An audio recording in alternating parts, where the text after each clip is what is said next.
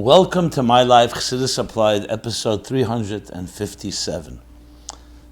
This will be a special Chav Ches Sivan 80th anniversary edition, honoring 80 years for when the Rebbe and the Rebbetzin arrived miraculously to the United States of America from Europe, Nazi-ravaged Europe.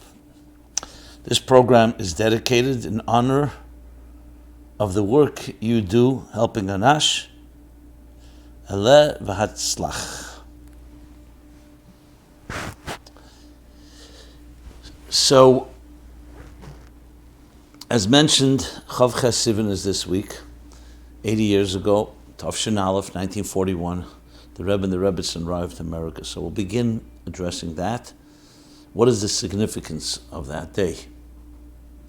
I will also add that 30 years ago, the 50th anniversary of the 28th of Sivan, I had the merit and the schus to suggest and then prepare and publish a Kavitz Chav Ches Sivan, a booklet, Chav Ches Sivan, which includes the story of the Rebbes and the Rebbetzins being saved from Europe and coming to America, plus a collection of different talks and Maimorim discourses the Rebbe delivered in connection with Chav Ches Sivan.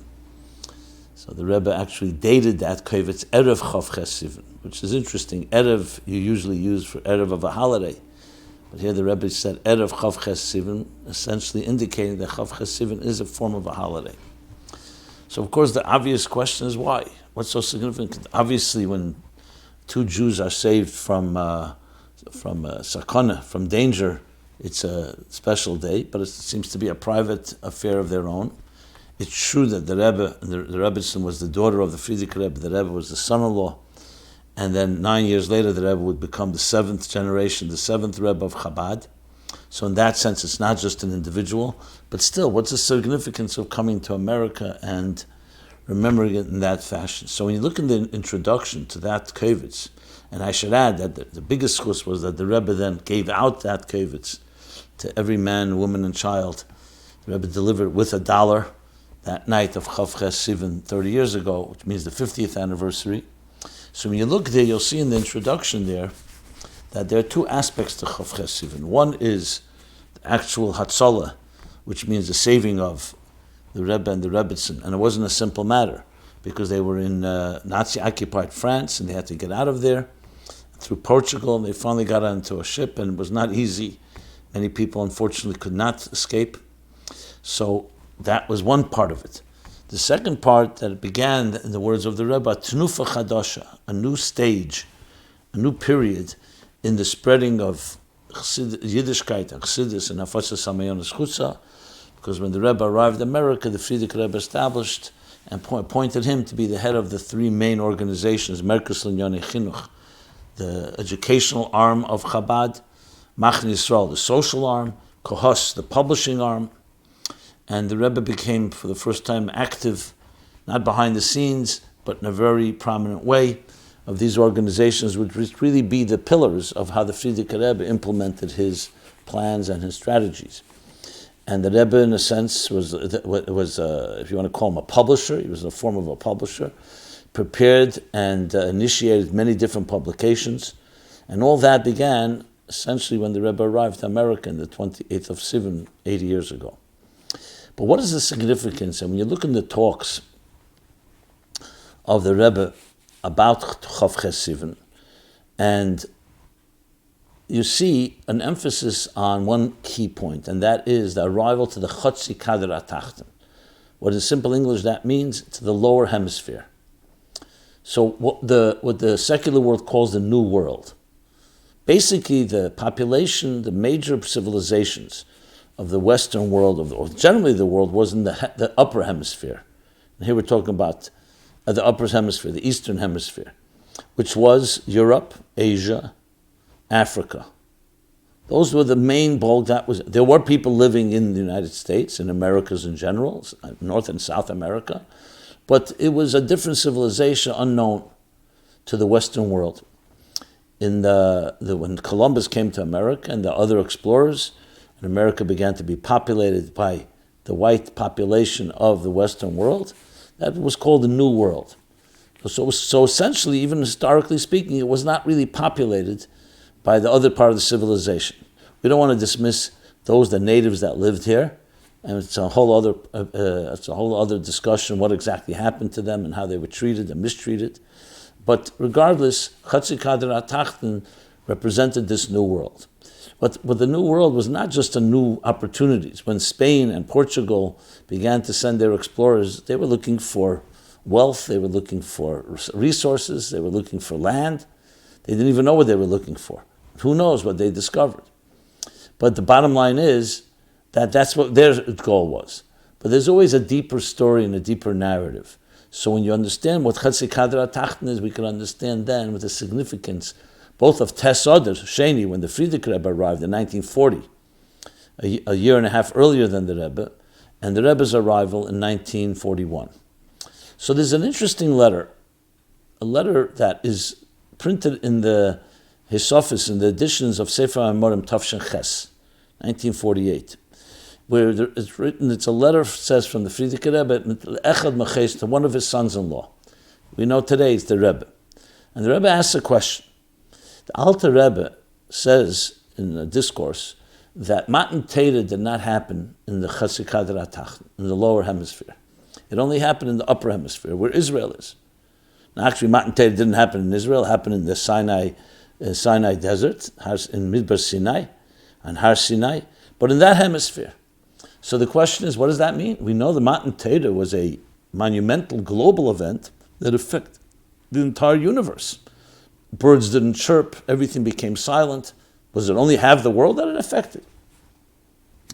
How could you say that? And the Frierdiker Rebbe answers that the Alter Rebbe means begoli, in a revealed way.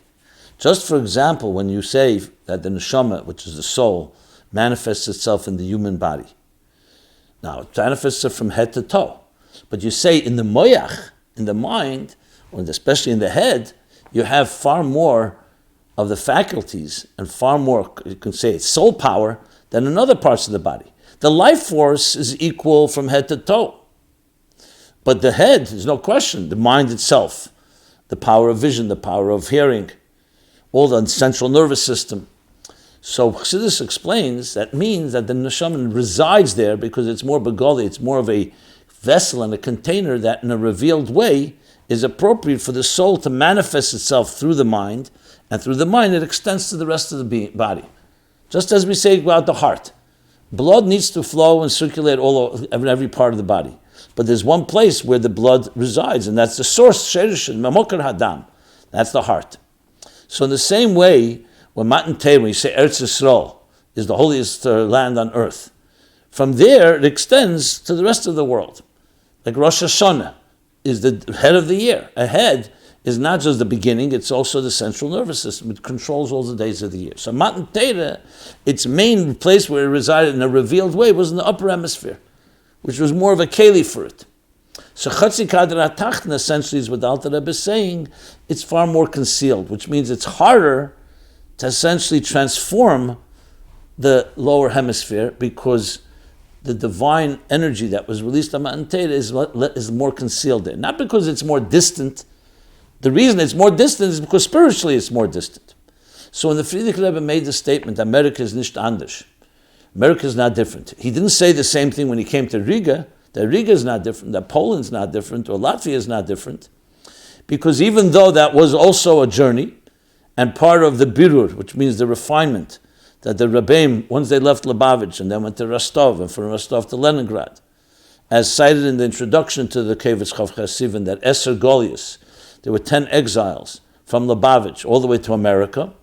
But America constituted a new qualitative paradigm shift. Coming to a world, America was seen as anders, as different. It's the new world. Here, the rules from the past don't exist. Many people felt that once you come here, you'll have the comforts, but what will be compromised will be your Judaism. It was known when Jews began to come to America. Well, there were the different immigrations, but especially in the early 20th century, they were escaping the pogroms, many, in Eastern Europe and Russia. But So parents send their children, but it was like they felt that certain sadness that they'd go to America and be saved, but their spiritual life would be compromised. And indeed, many people felt, without going into all the details, that they couldn't keep Shabbos. Now, work in America, you have to make money. Land of prosperity. A land that consumes its inhabitants, in the words of yesterday's Parsha, Shlach. So the bottom line is that America was seen as different. And when the Friedrich Rebbe says, no, we're going to show it's not different. We're going to build institutions here. We're going to turn it into America as a center of Torah, exactly as it was in the old world, in the upper hemisphere, the hemisphere where Matan Torah had a more revealed impact. So once you understand this, then Chassidic Tachten takes on a whole new significance. It's not just another country to come to. It signifies a far more materialistic world, a far more apathetic world, and for all the benefits and blessings that the United States of America and in general this hemisphere has provided, including Jews, it also has its deep challenges. Quite a number of places, Chassidus brings, the Rebbe emphasizes, where it says, V'hoye b'yemahu yitaka b'shefer gadol. Mashiach comes, there'll be the sounding of the blasting and the sounding of the great shefer. And what will it cause? It will be bo ha'evdim me'eretz asher v'nedochem be'eretz mitzrayim. It will gather, it will call and reach and gather all the exiles, those that were the Dochim pushed aside in Mitzrayim, and those that were lost in Asher. So why is the expression here it's lost and here it's pushed aside? Because there's two types of Golias. There's a Golias called Mitzrayim, from the word Mitzrayim, constraints. For many, many years, this was our Golias of Jews living under oppression and under all types of affliction, discrimination, starting in Mitzrayim itself, living in a state of Mitzrayim, poverty, oppression, and so on. As a result, so they're nedochim, they're pushed aside, they're downtrodden. But then there's a much worse Golias. Evdim get lost. Asher, from an Aleph, prosperity, plenty. And there, the Golias is the other way around. It causes apathy, indifference, because everything is nice, you're comfortable. So comfort is a great blessing, but it can cause that you get lost in it. And once you get lost, it's very difficult to wake somebody up when they're lost, in that sense. But the Taka b'Shefer Gadol, the great Shefer, will awaken them all up. But that's the distinction. And that's more the goals that we're in these days, once we came to this world. So on one hand, many blessings. On the other hand, many more challenges. On for a different side, more the enemies, more within. So the coming to America was, in a sense, the last birur. When you look at the Sikh of Yeshiv Tavshinun Beis, and the Rebbe explains why the Alter Rebbe was opposed to France winning the war between France and Russia. Because even though things would be more comfortable and more free, but spiritually the Jews would be compromised. Whereas Russia winning the war, the Tsar, it would be more difficult materially, but spiritually things would be better. And then the Rebbe says that was then. But 7 generations later, things have changed. Now we can transform even the freedoms and the comforts of the Western world, though in Napoleon's eyes it would be more godless. But the fact is now we can transform it because we have more power and also the world is more refined. In addition to the fact that the Western world is not all godless. The United States is built on the principles of the 7 Noahide laws, God, and so on. So essentially they're coming to America. When you talk about a birur, Momata Lamaila, refining the world from below. From above, yes, if Ilu Zachinu, it had been merited when they lived in the upper hemisphere, meaning the hemisphere where Israel is, then they could have achieved the whole birur, the refinement of the world, and bring the geula. And what would have been with the sparks in this part of the world, in the lower hemisphere, meaning Chassidic, would have been elevated, Mamayla Lamata, like a flame that draws sparks instead of you going to reach the sparks. As the Alter Rebbe explains in even broader terms, that if Adam and Chava, Adam and Eve, had not eaten from the tree of knowledge, that's what would have happened. They would have been in Gan Eden, in the Garden of Eden, in paradise, and drawn all the sparks from all over the world. But since it didn't happen, now you have to go find those sparks. And that's in stages. First, it's the next generation after Adam and Chava that didn't go all over the world, went a little further out, which explains when it says, that's Dakas HaKadosh Baruch Hu Shapizram Beinu Umis. That God did a charity that He separated Pizram, the Jewish people. He scattered them all over the world. Why is that? It's Tzedakah. That's golus, galina martzenu, it's displacement. Because it has a deeper tzedakah, because now we can go and find those sparks and elevate them from the bottom up. And when the elevation comes from the bottom up, the Mittler Rebbe explains in the Maimorim in Shari Eira, then the elevation is far more internal. When it's from the top down, it's also an elevation, but it's like the top, you haven't gone into the nitty-gritty of it. But Pnimius, when you want it to be internal, you have to go find those sparks. So of course we would have loved that the Geula would have come much earlier. But Chatzi Kadra Tachten represents, now we're going to pick up the building, as the example Chassidus gives. You pick it up from the bottom, and the whole building is raised. So Chav Ches Sivan, in that sense, 80 years, signifies the new period of new challenges, but also new strengths, and the ability to finish the process of bringing the Geula by elevating every aspect of existence, as the Rebbe explains in Vayeshev Tavshin and Beis. That's what he says. When people ask, why now closer to the Geula? He says, because now we're everywhere in the world. So Jews are everywhere. This doesn't mean we refine every detail, but it means, like he says in Tanya, that when you elevate, when you brought the Mincha Selis, which was made of plant, Mincha Selis was from flour, from grain, that elevated the whole Minhat Semeach. So even though you don't elevate every flower and every plant on earth, but when they brought that carbon, it elevated everything on the world. So basically now we are everywhere in the world, meaning the Jewish people, and basically have the capacity and the ability to refine every aspect from the bottom up. Some places the Rebbe actually refers to Australia and South Africa as Tachten Shebe Tachten. But that's another discussion. But point being is that this is the challenge. I saw once a Yechidus that the Rebbe, someone wrote down in Tafshin Chavdala, 1964, in the summer. And the Rebbe says that the Jews have gone through every type of galus, every nisayon, every test and every type of exile and displacement.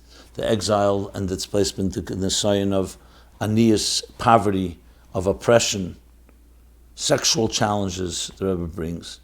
He says, now we have a new challenge. And this is the last one, the challenge of freedom. Freiheit. And the Rebbe says, the Eibishter says, here, I'm giving you freedom.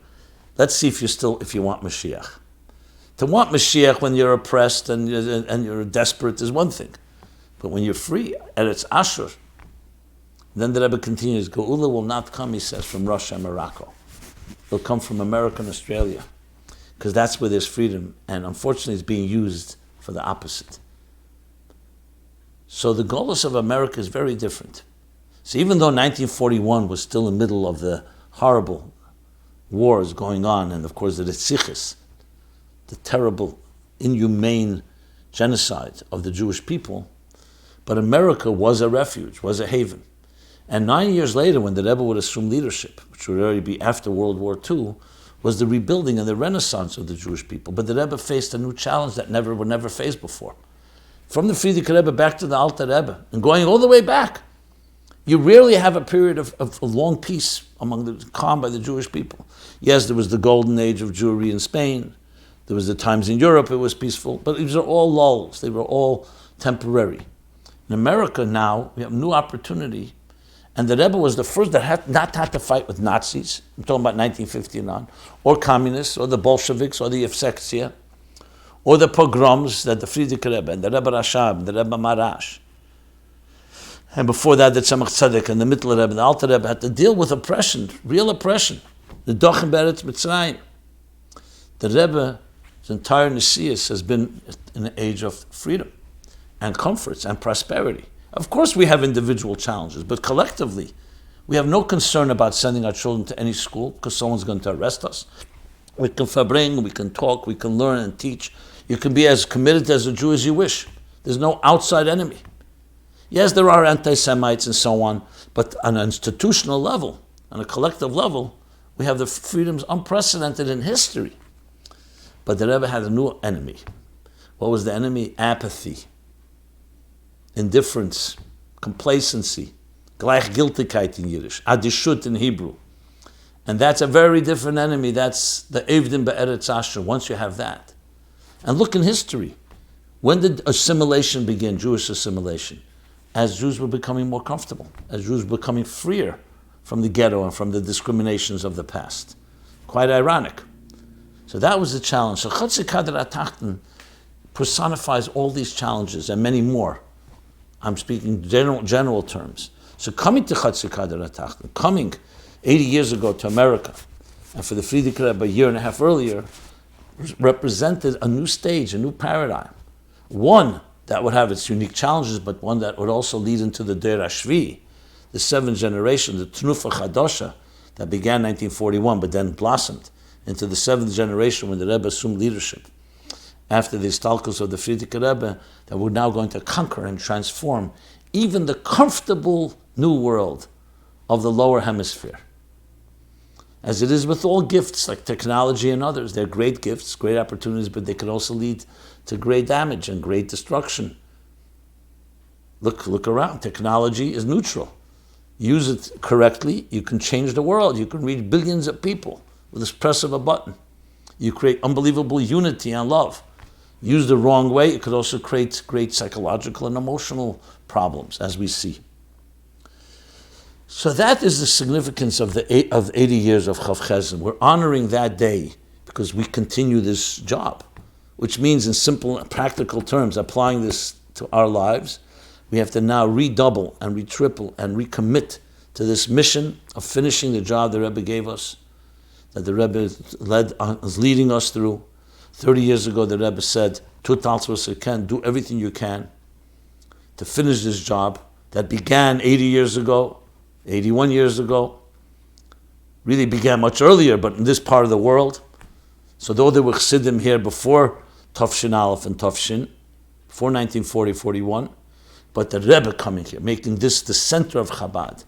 Not a little shtetl in Lubavitch, where there were very little distractions, but now in New York, in the center of the Western world, the capital of the world, and turn that into a place of Torah, Chassidus, and Yiddishkeit. So this is what we have to ask ourselves on Chav Chesed and every day before and after. What am I doing in that direction? What more can I do? And take resolutions and bring them into action in learning what it is, learning the Torah of it, bring it into Aveda and davening and in our emotional connection, and ultimately in actions. In actions, literally, what are you doing to spread Chassidus more? What are you doing to bring Mashiach and the Geula closer? Another question that was asked in this context is, how did the Rebbe mark this day 30 years ago? So I already mentioned it, that the Rebbe gave out the Kevis Chav Chesed.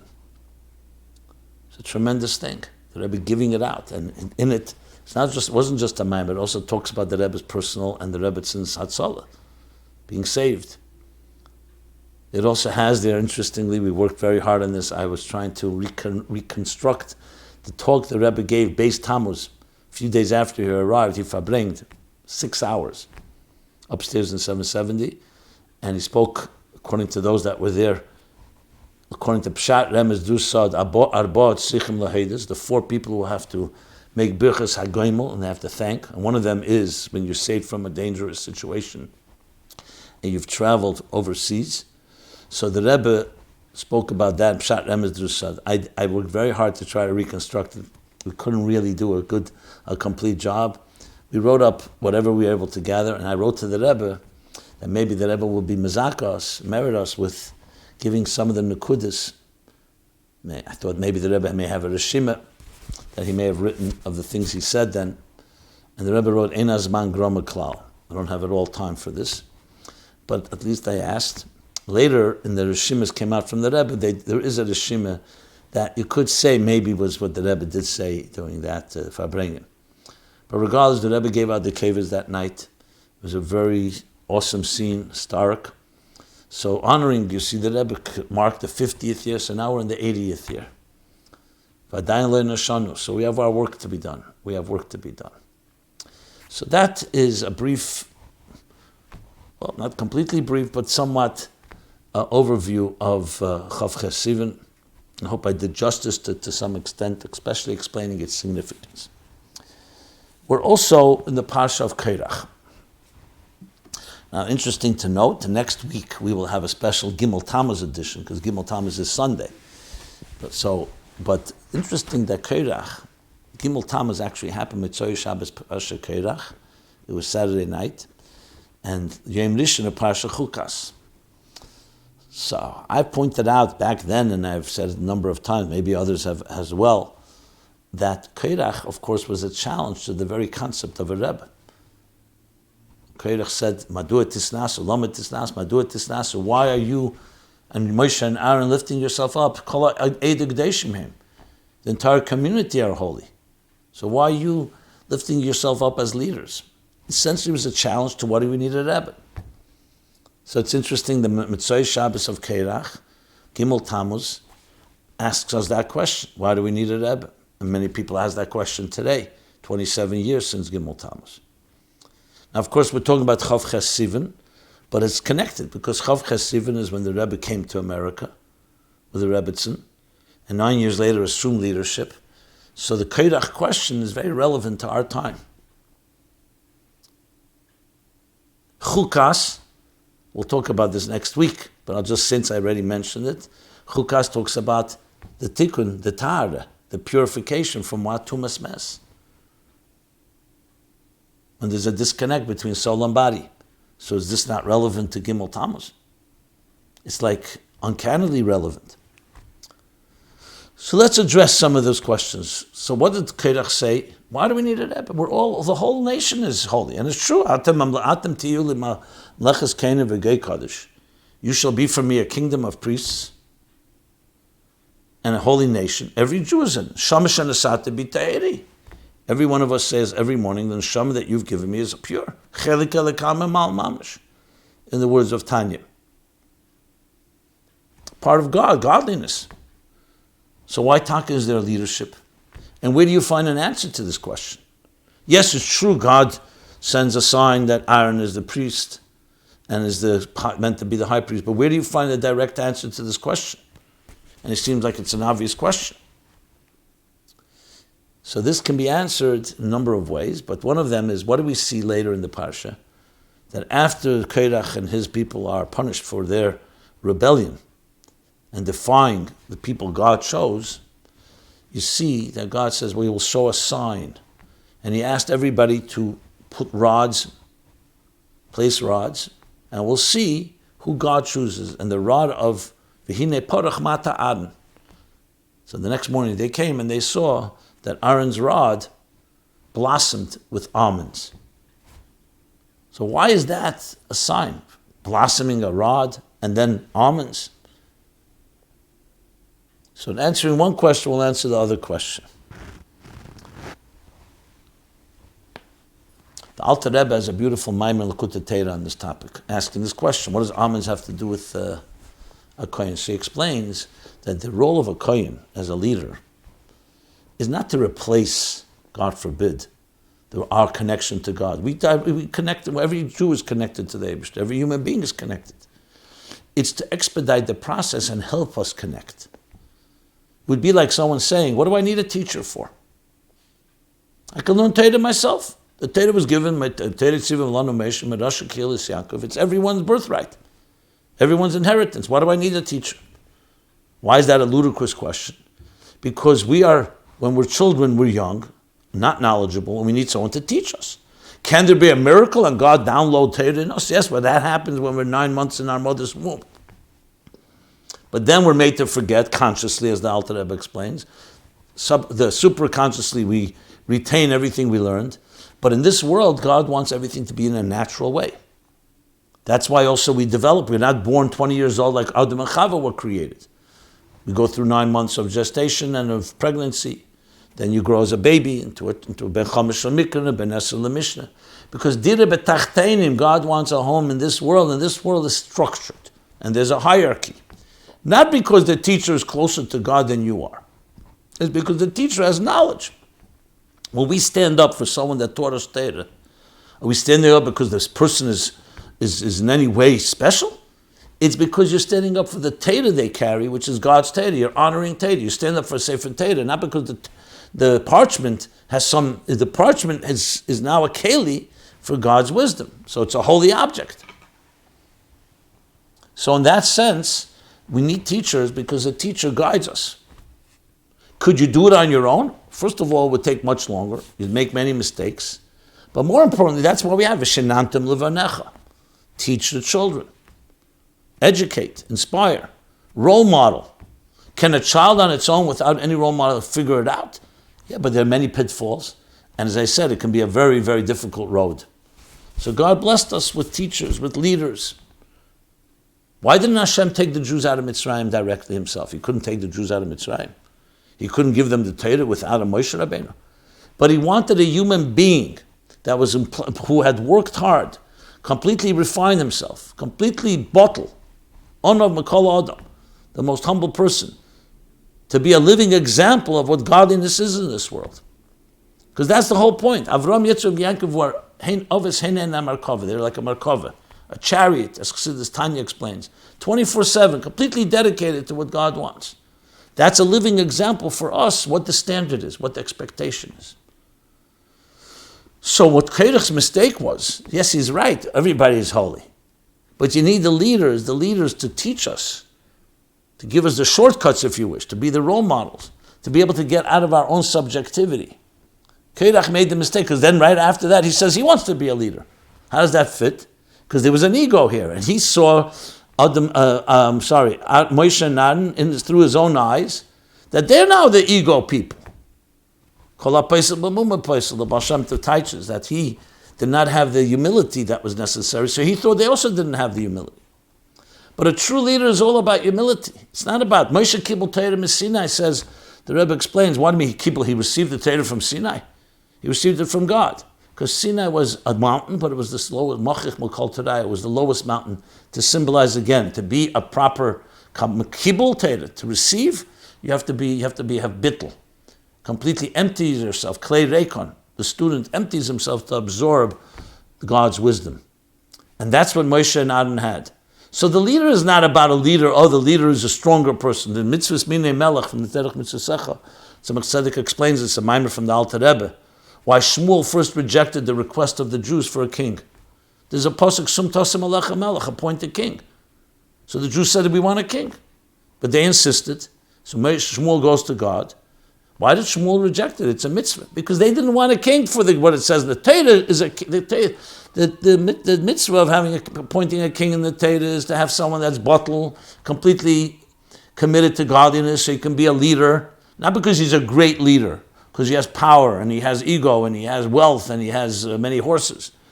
It's because he's completely divine, a divine Ish Alakim, a human being that lives up to godliness. He saw the Jews wanted it for a different reason, for nationalistic purposes, like they wanted pride. They saw other countries have a king. Like look at the kings, today there aren't really any kings, it's more symbolic. But the idea, it's nothing to do with godliness, with higher purpose. It's some symbol. It's usually symbolized by a lot of opulence and often corruption. So Shmuel sensed that. So Hashem said, nevertheless, let them have a king. Shaul was the first. But David epitomized kingship, as the Tzemach Tzedek explains in that Maimer, because he represented Bittul, the true king. Malchus, les lemagar mal klum. Malchus' kingship doesn't have anything of its own. It's only reflecting the higher divine energy. So the reason you need leaders is because you need that, because we all have egos. The Alter Rebbe, the fascinating response, when he was arrested, he was asked questions, they interrogated him. So he answered them in writing. He wrote in Hebrew, and then a translator translated into Russian for the Tsar's ministers, for those that weren't interrogating him. So one of the questions, what do you need a Rebbe for? You're a Rebbe, what do you need a Rebbe for? Like Korach asked. And he answered, the Alter Rebbe asked in a very balabatish way, because every person has an ego. Every person is a negei b'davar, subjective, has biases and prejudices. So a Rebbe serves as an objective role model and mentor to help a person get beyond their subjectivity. It's a simple explanation, but it carries within it, of course, much deeper meaning, as we're talking about Moshe. Korach lost sight of that.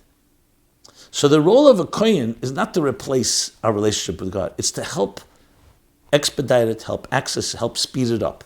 Says the Alter Rebbe now in the Torah and Korach. And that's why God said, use rods. Because the rod represented what a leader is supposed to be. A rod is like a channel, a connector. Which rod will blossom? Which one will bring fruit? That will be the one that represents my channel that connects me with the people. that helps them grow and blossom. And why almonds? Because almonds is the fastest growing fruit. It takes 21 days from the moment it sprouts till it blossoms into almonds. 21 days. Ad meheri yoretz dvari. It's not just that God's blessing reaches us and God's connection reaches us, but it should be speedy. The Rebbe explains it at length why every day we ask in davening for our needs. Isn't Rosh Hashanah the day when it's designated for the entire year? So he explains Rosh Hashanah designates it for the entire year, but every day we ask that it makes sure that it's internalized, relevant to us. Because you could have a blessing, and maybe not every day will be the way that blessing will be fulfilled. It may not come speedily. It may come in the wrong place. For example, you can pray for rain, but the rain falls at the wrong time. So every day takes the blessing, so-called the general blessing of Rosh Hashanah, and channels it properly. That's what the Kohen does. That's what a leader does. In the language of Chassidus, why do you need Atzilus, Bri, Yitzira, Asiya? The Rebbe wants the Sava Kodesh Baruch Hu Liyis Baruch Dira B'Tachtenim. He desires a home in this lowest of worlds. So why do you need to have a whole Seder Shtalshus? Because the Seder Shtalshus is Begiluyim. It reveals the divine intentions. If you just had a lowest world like ours, it'd be a world without direction, without guidance. A world without teachers.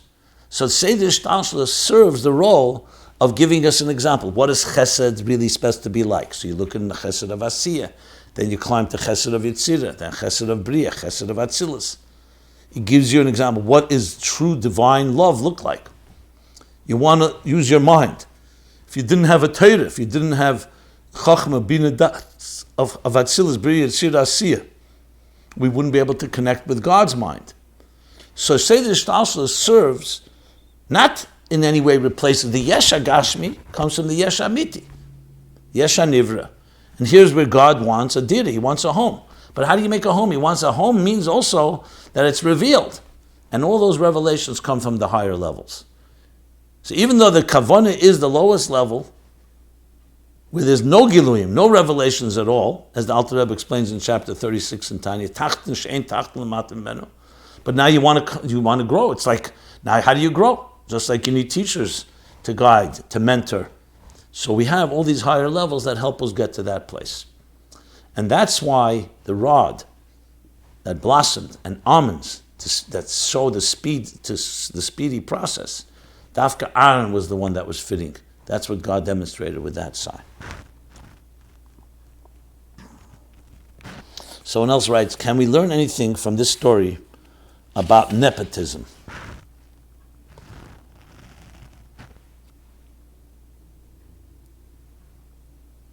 Did Korach's argument against Moses appointing his brother as Kohen Gadol have a greater lesson to teach us to be fair and avoid nepotism? Well, you could derive it from the question, but the answer was that it wasn't nepotism. Even though Aaron was Moshe's brother, but it was God that chose Aaron, not Moshe. That's the key difference. Can you learn lessons that we have to be careful? Of course you can learn lessons. Was Korach talking about that nepotism? Listen, his taina was also to Moshe, not just to Aaron. But yes, you could derive it in a certain way. It's a very powerful sikha from the Rebbe. I think it's Korach Tavshinun Aleph. If I remember correctly, it may not be, maybe Tavshinun, I think it's Tavshinun Aleph, where he says that the Rambam writes, the end of Hilchas Shmita v'Yovel, that Lo Shevet Levi Bilvad, not just Shevet Levi alone, but anyone that dedicates their life to godliness becomes sanctified with the Kodesh Kadoshim, the Holy of Holies. And he brings the Ani Chalkecha v'Nachloscha, verses from Korach, verses where Korach is using to argue against Moshe v'Aaron, and that's what the Rambam brings. The Rambam says that everyone can be, not just Shevet Levi. So it seems like, one second, was Korach right or wrong? Korach said also everyone can be. The answer is Korach spoke from more of an ego place, even though he was a pikach who's smart and he was a great man in many ways. The Rambam is speaking in a bitteldik way, that once you have the bittel to Shevet Levi, to Moshe and Aaron, then everybody in their own way can also access that level.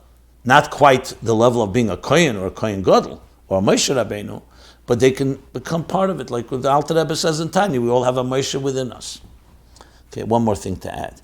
So if Korach's argument was essentially that all souls come from the same spiritual source, and therefore we are all equal and anyone could qualify to be a high priest, which seems like a valid argument, so where did Korach go wrong?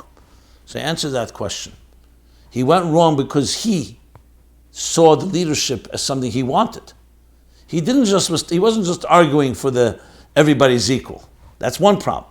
The second thing with Korach's problem, the second problem was that the way you reach a level and reveal all the soul's connection that's what you need leaders for. Not to replace, but to reveal. And finally, Chassidus and Kabbalah speak about that Korach saw the future. In the future, he saw the mile of Gvuris over Chsadim, the mile of Alevi over a Kohen. So therefore, he was seen, but it was not yet the time. So he did see something. It's like he's saying, La'asad Lave, it says that in the Keva Tesev of Gover that you'll have, that the Makabal will become like a Mashpia. But today, that's not the case. So Korach was talking then, that would be the case. To say that the Yesh HaNivra is connected to Atzmus, which Chassidus says, but only after you go through all the Seder Shtalshus and reveal and do all the Aveda, then La'asad Love in the future will be revealed this deeper connection. One more person writes, and Pasha Korach relates the strange incident where Aaron swung the wooden staff and almonds shot out like a cannon. Was there significance to this, or was Aaron doing magic tricks at a birthday party? And also, in case today someone can replicate this, would almonds produced via magic be kosher to eat, and would they have the same bracha as regular almonds that grew naturally? So first of all, as I explained it, not so, this is a little more cynical, tongue-in-cheek. The miracle was that God made it happen, but the fact that almonds grow in 21 days, that's a fact. Hypothetically, I'm sure some of Farshim talk, can you use almonds that are created magically? There's discussions whether you can use something that came through Derech Nes, whether you can use it for a mitzvah and so on. But that's another discussion, it's not for here. And making a bracha on it, if it's an actual almond, the answer would be most likely yes. But there may be those that talk about food that is produced in it, like they made a bracha on the man, that also came from a miracle. They made a bracha, the Rameh writes. So based on that, you probably made a bracha. Okay. So now we've covered that. Let's go so there's a timely question. What should be our attitude to the new coalition government in Israel? So this is not a platform for politics, it's a platform for Chassidus applied. But since the Rebbe did speak about these matters, so I'll present it from the perspective of the Rebbe. We all know by the Rebbe the most important thing in Eretz Yisrael was a few things. First of all, everything should come out of strength. That the Pekuach Nefesh, which is the laws in Hilchos Siman Shin Chav Tes and Hilchos Shabbos, to be strong and not to give up territory and land, especially land that was miraculously won in a defensive war. So by the Rebbe, a government that represented that was worth supporting. It doesn't matter the name of the leader. So if this new coalition has that type of strength, by all means. The Rebbe, on the other hand, did give Bibi Netanyahu, who's the prime minister they're trying to oust, that bracha, we have it all on video, that even if 119 people in the 120-seat Knesset stand against you, stand strong and prevail. The positions of this position. A few other things that Rebbe also focused on, I'll mention in a moment. But this is most relevant, especially in dealing with Arab enemies, as we see constantly attacking. There's a state of war. So the Rebbe did give him that statement. But to say that no one else can do that, I wouldn't say that. So I'm not telling us anyone to support this, especially maybe coming from very political reasons that have nothing to do with policies. Their hatred for Bibi, and not necessarily because they are going to be stronger in this position. So that needs to be measured. But I'm saying from the Rebbe's point of view, what mattered was that type of strong position. For that reason, the Rebbe was not always encouraged to have not a big coalition, because then you have to compromise with too many parties. You have a majority, but it's not a major majority. It makes it easier to make decisions. So firstly, we still have to see what's going to happen here. And secondly, that's the Even HaBeichem. If they have that strength, and even more than Bibi Netanyahu, then we'll bless them. Now, of course, we all know that the issues may be far more connected to politics and other issues that have nothing to do with these type of positions. The Rebbe, of course, was also strong with Mi Yehudi. Make sure it's Bahaloch. And in general, a government that would support and help Yiddishkeit grow in Eretz Yisrael. But it's interestingly, the focus was always on these matters of security. That was the biggest things the Rebbe expected. Because some of the parties are not religious parties. The religious parties, the Rebbe expected to stand up for halacha. He wanted all of them to, but the expectation was especially those that are advocating Torah principles. So the bottom line is more complicated than just a few matters, especially, as I said, considering the political environment there, which has very little to do with policy, has to do with much more personal matters. And that's why it's, even though I did say the key thing is to remember the security of Israel, it also, I'm not naive, I understand where it's coming from, and it's part of political fight. But I don't want to get into the politics of it. This isn't about whether you support one individual or the other, it's more supporting a policy. And the policy that's most relevant to us is the one that I just mentioned, the security.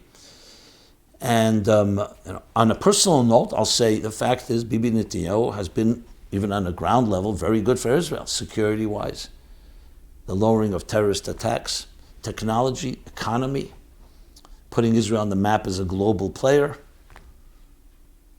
the peace accords with some of the Arab countries. So, not really sure why there's such opposition to him, but it could be personal. As I said, there's a lot of egos involved, there's power and control. As I said, I really didn't want to go there because it's not the focus of this program. That can be discussed in another platform, but I just wanted to mention it for the record. No person is indispensable and no person is perfect. So I'm not suggesting a perfection here. I don't believe in that type of radical loyalty to any individual. There's one God. You want to make sure that the leaders are trying to follow what God wants, especially in Eretz Yisrael, which is so close and dear to us. Okay. Now, let's move on. The question that was asked, which really is relevant any time, but especially when tragedy strikes, and we've had, unfortunately, we shouldn't hear about it anymore. In Iran, we had other effects. We had the latest attacks in Eretz Yisrael. So this is a question that came in during this period, which I didn't have an opportunity to address. So I will address it now.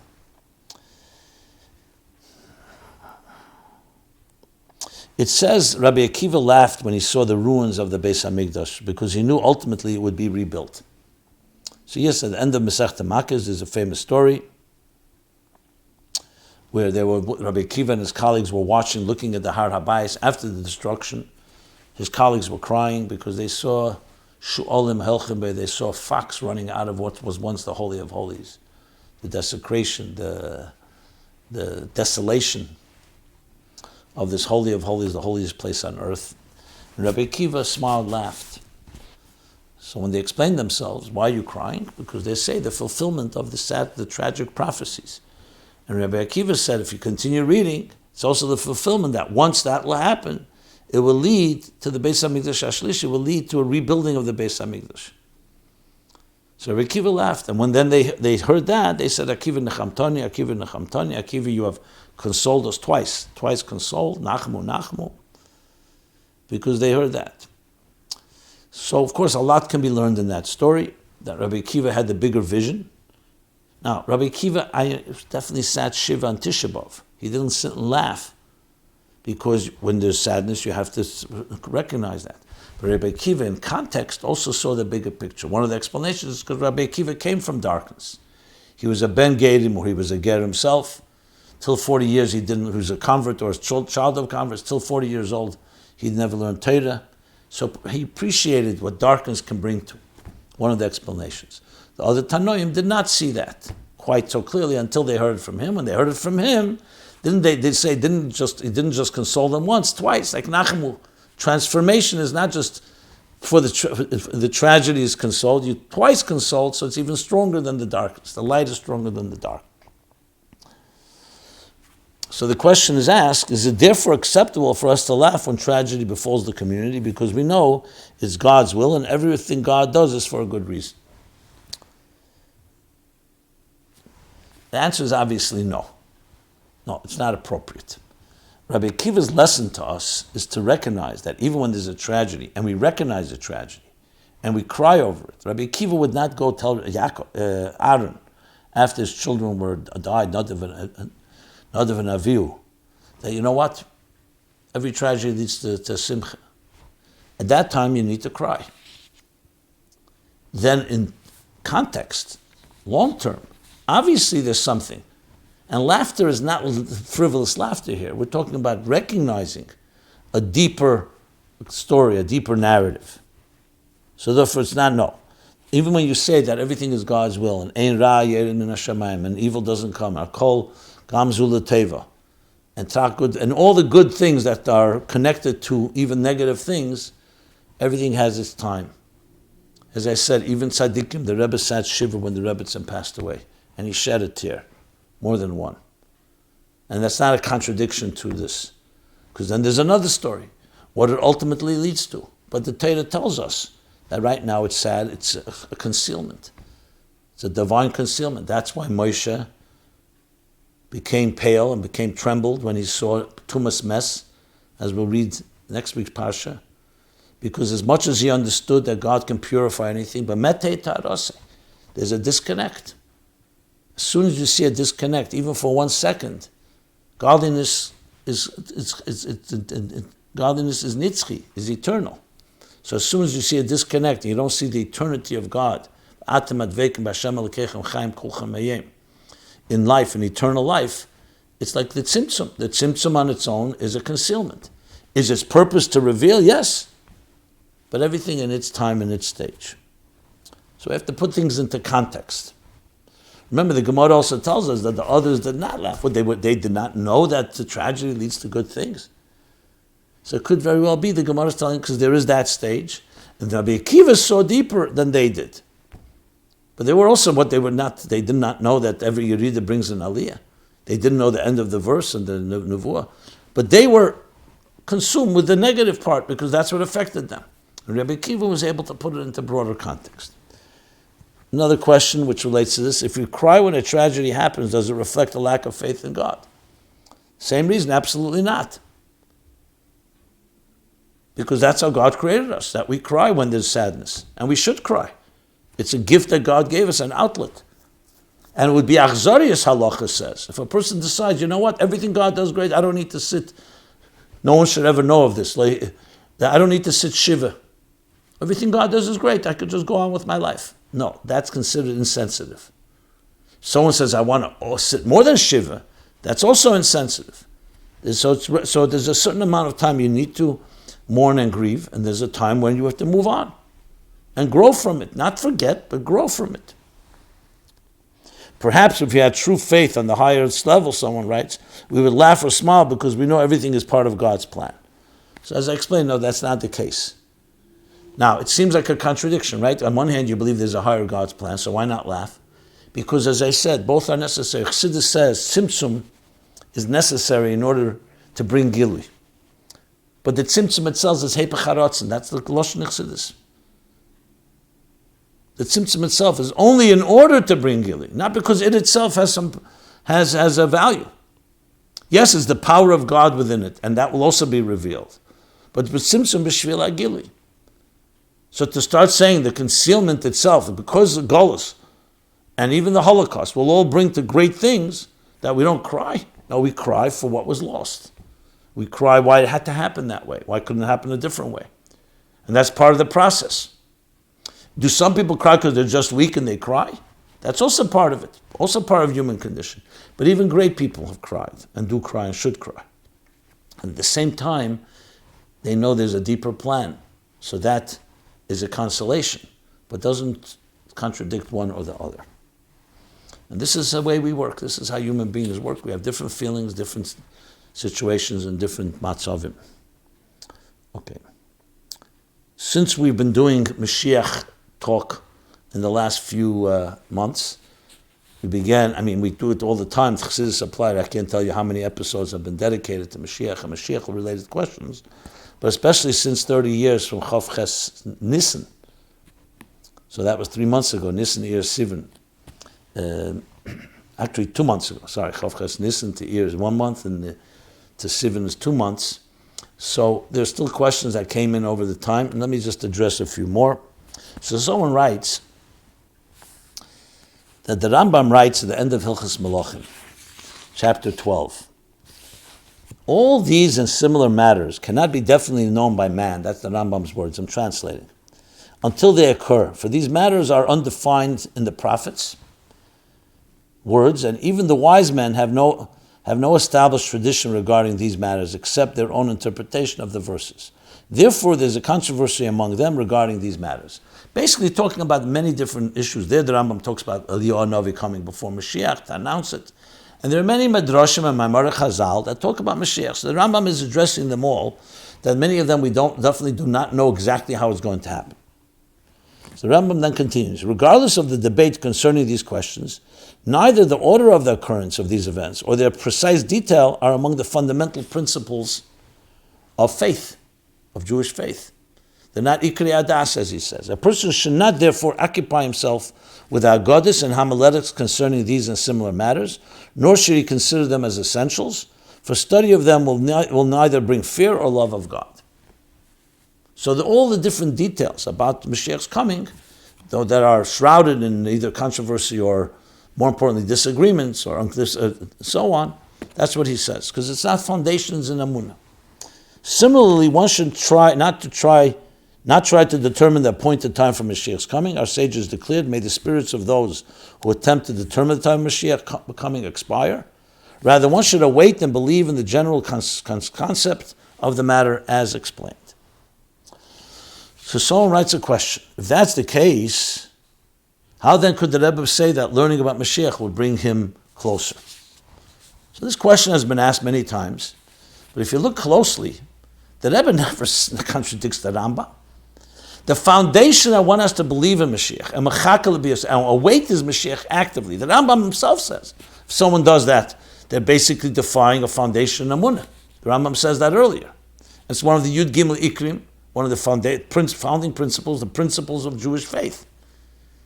But the details, whether Tchis HaMesim is going to happen exactly like this, or what exactly is going to happen in this detail, you can learn it, but you can't come to conclusions. And that is not part of the Ikar Amun. That's what the Rambam says.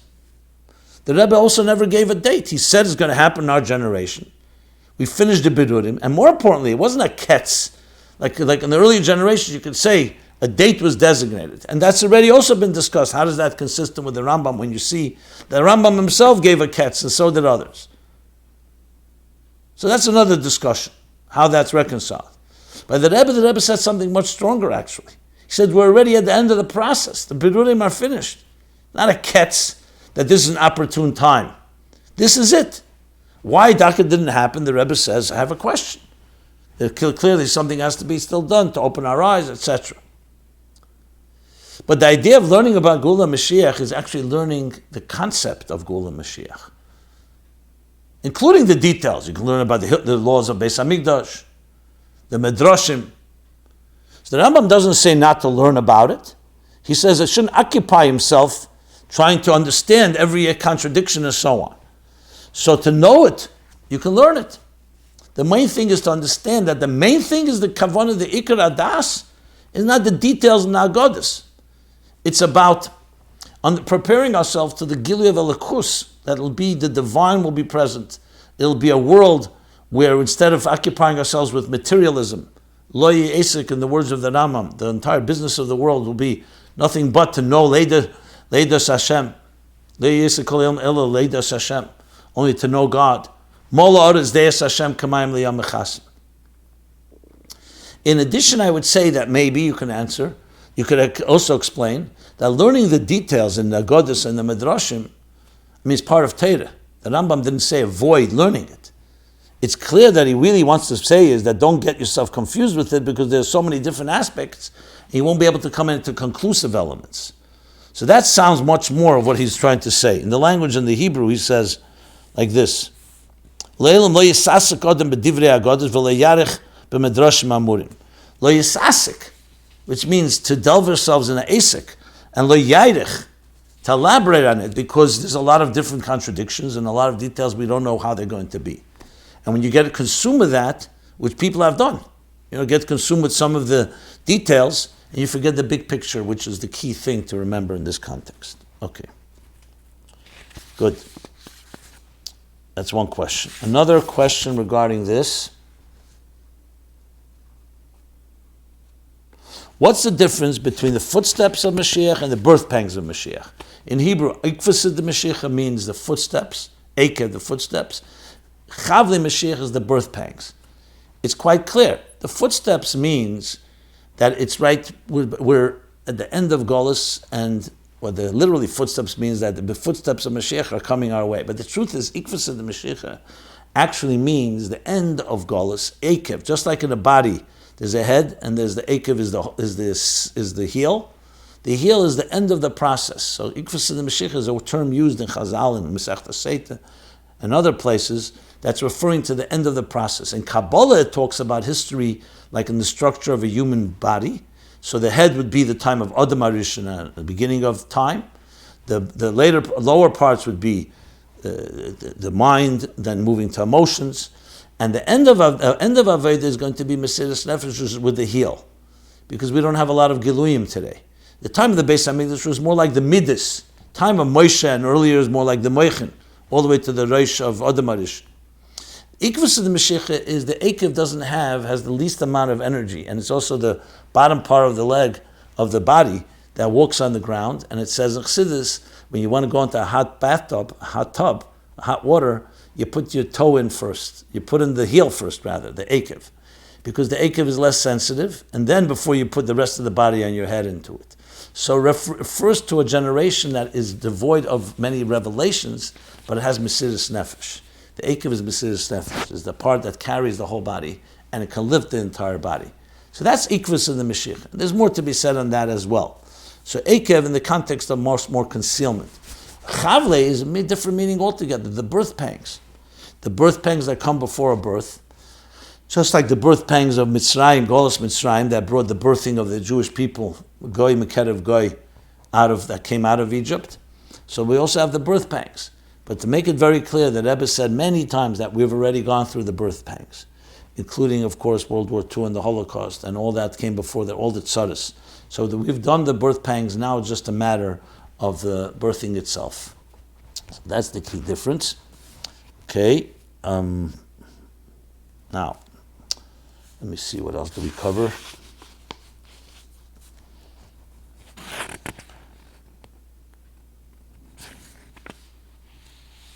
Okay, let me go to another question.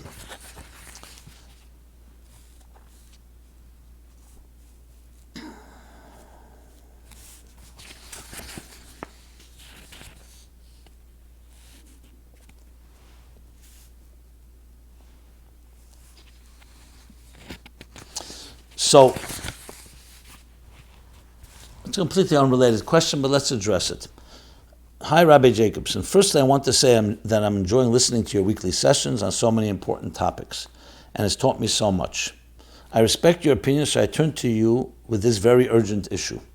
I just hired a live-in nanny from Jamaica, who, unbeknown to me, is a very religious Catholic and goes to church, etc. She has a Bible, and she reads in the room she stays in by us. I respect the fact that she's religious and has good morals and values, but the issue is she's been singing songs to my baby, and I've heard the word Jesus in it. In it, she talks to me about the Lord and how Yoshka saved her, etc., and she tells me about her faith.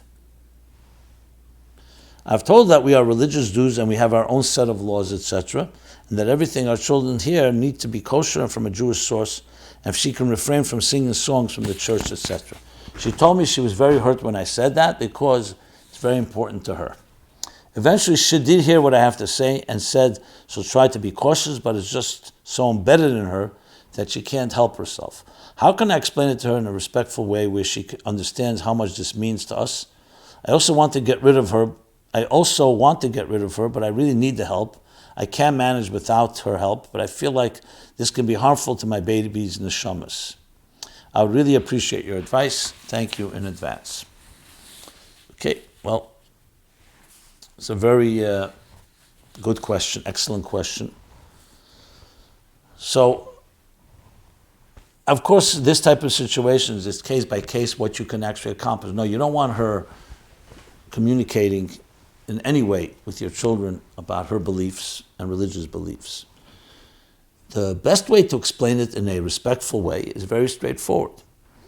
You said it already, but I would just repeat it and I'll just maybe elaborate a bit more. The Jewish people received the Torah at Sinai from Moses and have their set of beliefs. The fact that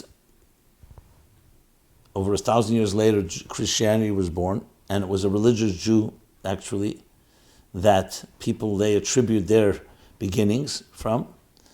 But we are Jews, we're not Christians. And the values we have in the Bible are very dear to us and very precious. So as much as it's embedded in her, it's also embedded in us. Since she has working with children, this is not about her children, it's about your children. Now, it may be impossible to really convey this to her precisely because of her religious beliefs. So you may have no choice. But if she has a certain intelligence and sensitivity, and you could say to her, let me share with you some things. If you want to speak about God, don't speak about anything else. Speak how God created us and how God has given us each a mission in life. And if you can educate her, so to speak, in the Sheva mitzvahs, and speak in that type of language, again, I don't know if it's possible, because it may just be impossible for her to do it so embedded, as you said, as she says, but at least an attempt to be made. And if that doesn't work, then I would suggest finding another nanny, not because she's a bad person. As a matter of fact, the Baal Shem Tov, and we believe that someone who's religious in their Christian faith is someone we respect. The Baal Shem Tov wouldn't want to ride in a wagon with someone who did not cross themselves, because faith, for the Baal Shem Tov was better than someone that's an atheist. It's a discussion not from right now, but that doesn't mean we have to expose our children to such a nanny, especially impressionable children. So it may not be possible, but this may be an opportunity for you to explain to her how we do believe in God, and not in a competitive way, what God means, and without focusing on any intermediaries.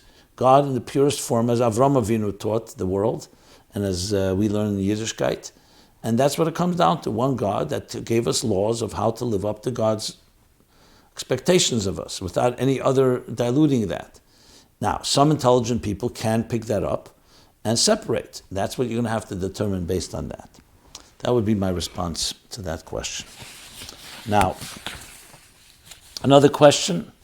Reason for Jews being considered the most intelligent demographic. According to all data, Jews are considered to be the most intelligent demographic, be it IQ, scientific prizes, income, innovation, etc.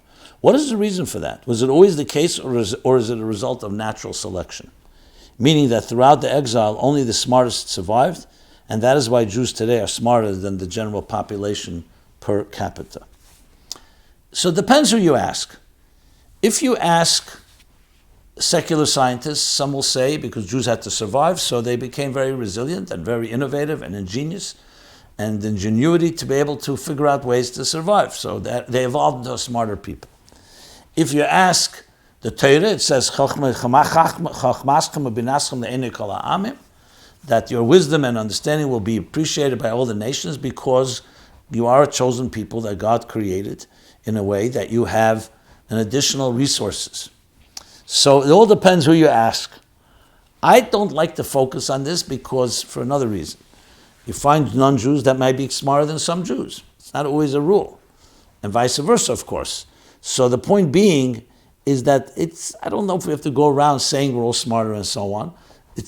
I know it's used very often to show how many Nobel Prizes and Jews, but the point here is not to pull rank or try to in any way create jealousy or create discrimination.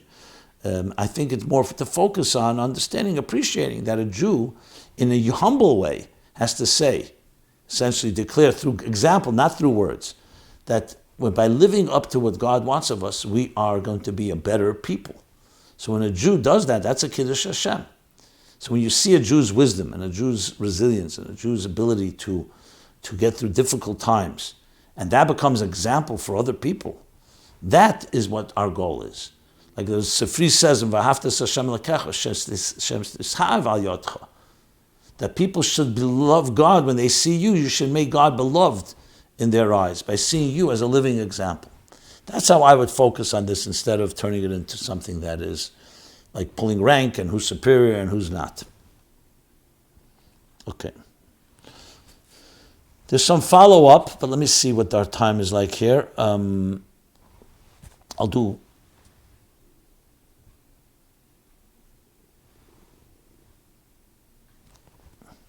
There's really not much time for the follow-up, so you know what, I'll do that next week.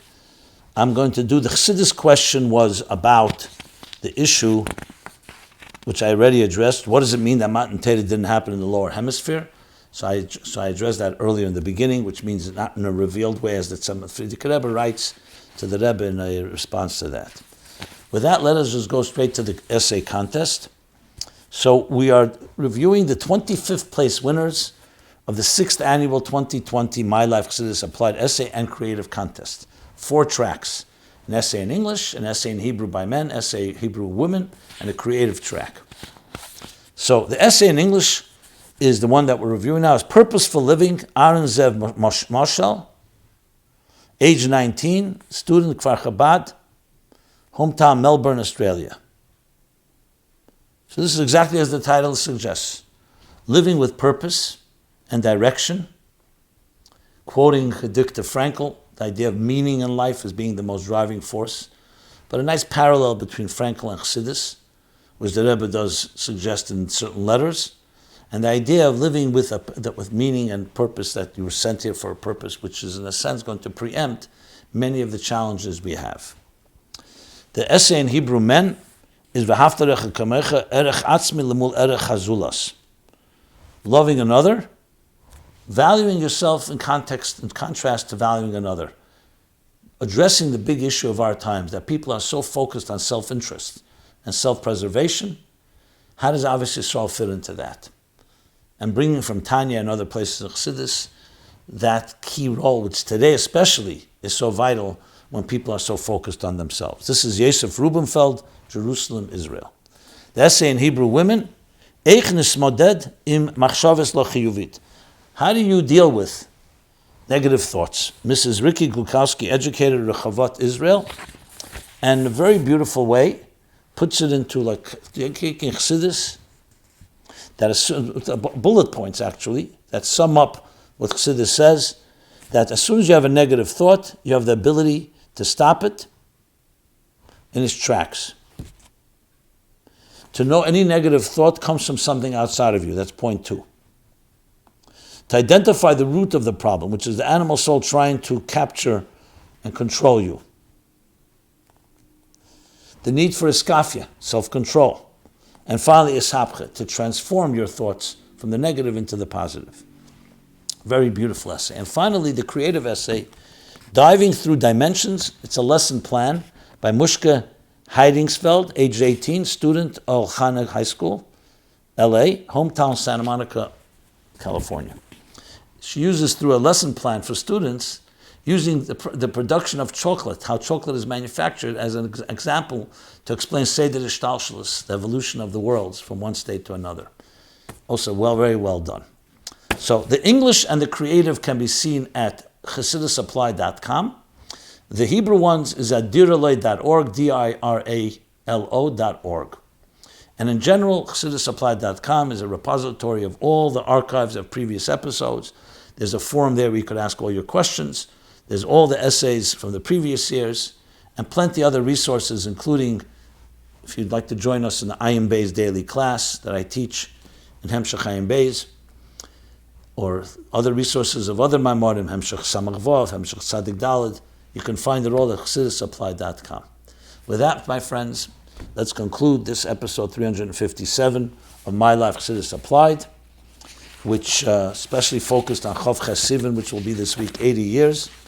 May we use that day and the continuation of that day into Gimel Tammuz and further to intensify and increase in our activities in transforming the material world of Chatzi Kadra Tachton, which now has actually become, in a way, affecting more the other parts of the hemisphere. Once upon a time, that hemisphere conquered this one. Now this hemisphere can conquer that one.